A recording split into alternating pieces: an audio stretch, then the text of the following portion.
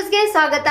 ಕಳೆದ ಜುಲೈ ತಿಂಗಳಲ್ಲಿ ಅಸ್ತಿತ್ವಕ್ಕೆ ಬಂದ ನೆರೆಗಲ್ ಪಟ್ಟಣ ಅಭಿವೃದ್ಧಿ ಸಮಿತಿ ವಾರದ ಸಭೆ ನಡೆಯಿತು. ಸಭೆಯನ್ನು ಉದ್ದೇಶಿಸಿ ಕಾರ್ಯಾಧ್ಯಕ್ಷ ಶಿವನಗೌಡ ಪಾಟೀಲ್ ಮಾತನಾಡಿ, ಪಟ್ಟಣದ ಸರ್ವಾಂಗೀಣ ಅಭಿವೃದ್ಧಿಗಾಗಿ ಪಕ್ಷಭೇದ ಮರೆತು ಕೈ ಜೋಡಿಸೋಣ. ಪಟ್ಟಣ ಪಂಚಾಯಿತಿ ವತಿಯಿಂದ ನಡೆಯುವ ಕಾಮಗಾರಿಯಲ್ಲಿ ಲೋಪದೋಷಗಳಾಗದಂತೆ ನಿಗಾ ವಹಿಸೋಣ.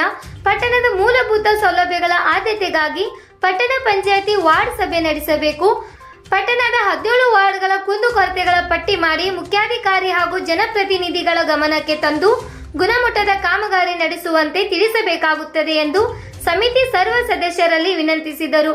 ಇನ್ನೋರ್ವ ಸಮಿತಿ ಸದಸ್ಯ ಜಗದೀಶ್ ಸಂಗನಗೌಡ ಮಾತನಾಡಿ, ಪಟ್ಟಣದ ಮೂಲಭೂತ ಸೌಲಭ್ಯಗಳ ಆದ್ಯತೆಗಾಗಿ ತಮ್ಮ ಹೋರಾಟ ನಿರಂತರವಾಗಿ ನಡೆಯುತ್ತಿದೆ ಎಂದು ತಿಳಿಸಿದರು. ಸಭೆಯಲ್ಲಿ ನಿವೃತ್ತ ಸೈನಿಕ ಮಲ್ಲಿಕಾರ್ಜುನ್ ಗೌಡ, ಮಲ್ಲನ್ ಗೌಡ, ಶಿವಪುತ್ರಪ್ಪ ಸಂಗನ್, ಚಂದ್ರಾಮ್, ಗ್ರಾಮ ಪುರೋಹಿತ ಚನ್ನಬಸಪ್ಪ ಕುಷ್ಟಗಿ, ಉಮೇಶ್ ಪಾಟೀಲ್, ಪ್ರಭುಗೌಡ ನಾಡಗೌಡ, ರವಿ ಮ್ಯಾಗೇರಿ ಸೇರಿದಂತೆ ಇನ್ನೂ ಹಲವಾರು ಸಮಿತಿ ಸದಸ್ಯರು ಉಪಸ್ಥಿತರಿದ್ದರು. ವರದಿಗಾರರು ಈಶ್ವರ್ ಬಟಿಗೇರ್, R5 ನ್ಯೂಸ್, ನೆರೆಗಲ್.